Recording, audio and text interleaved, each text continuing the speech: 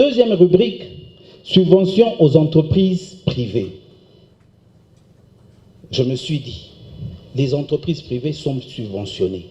Certes vrai, mais comment étions-nous arrivés à subventionner ces entreprises privées? Avons-nous respecté les règles de bonne gouvernance? C'est une question que je me pose, et cette question, honorable président, je demande à ce que le gouvernement provincial puisse nous la répondre. Avons-nous respecté les règles de bonne gouvernance?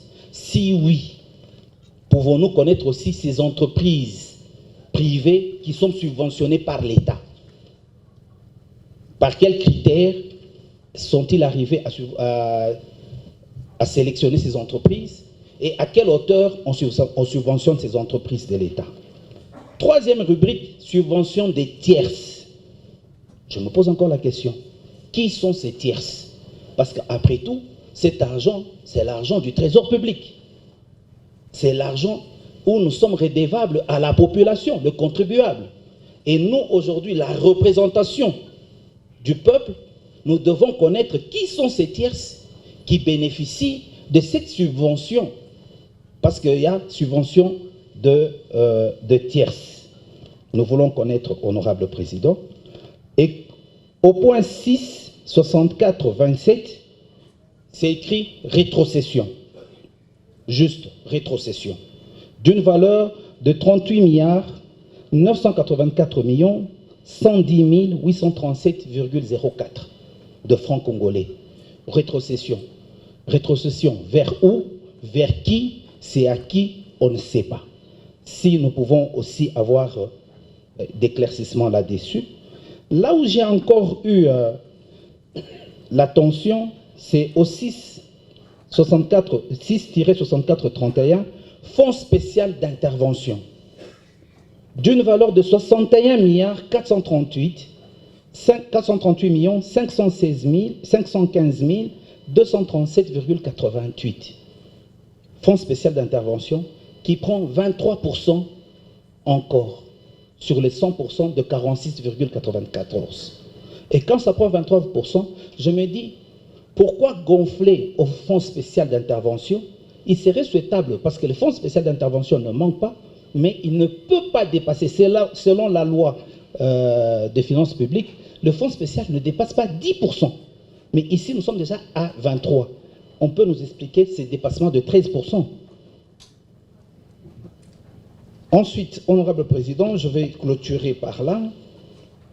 De l'analyse de l'annexe, et l'analyse de l'annexe renseigne les crédits de 535 milliards 940 millions 046 997,80 centimes sont affectés au titre des dépenses de construction, réfection, réhabilitation, addition d'ouvrages et édifices, acquisition immobilière. La question est celle de savoir, nous aimerions savoir comment ce montant interagit avec les crédits initialement prévus par les budgets de l'exercice 2021. Par ailleurs, on peut nous donner une évaluation de travaux effectués sur les premiers crédits du budget de l'exercice 2021, parce qu'il serait aussi souhaitable qu'on fasse un état des lieux.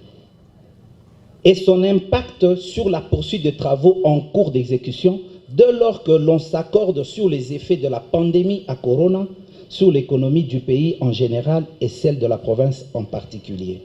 Honorable Président, vous avez suivi à mon introduction, je l'ai dit, le budget est en 100%, 46,94% étaient dans les dépenses courantes et pour les investissements, 53,06%. Je crains, l'investissement n'est qu'à 53%. Dois-je emboîter le pas de l'honorable Kasseya qui parle d'une province en chantier?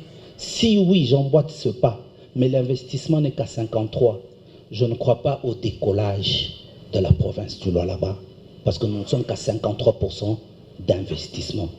J'aurais cru que nous pouvions diminuer dans les dépenses courantes, telles que stipulées et telles que montrées à l'annexe 8, et remonter l'investissement à 75, 70, là, le décollage aura bien et bien lieu. Merci, honorable président.